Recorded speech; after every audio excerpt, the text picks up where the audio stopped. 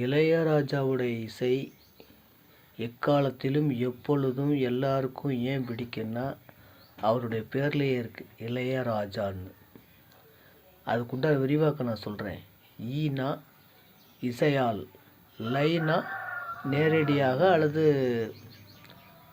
தானாகவே, சரியா, நேரடியாகன்னு வைத்துக்கொள்ளலாம்.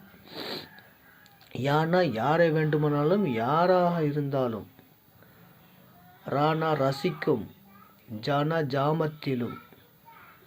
அதை எப்படி முழுமையாக நான் சொல்கிறேன்னா, இசையால் நேரடியாக யாரையும் ஜாமத்திலும் ரசிக்க வைக்கும் திறமை கொண்டவர் இளையராஜா.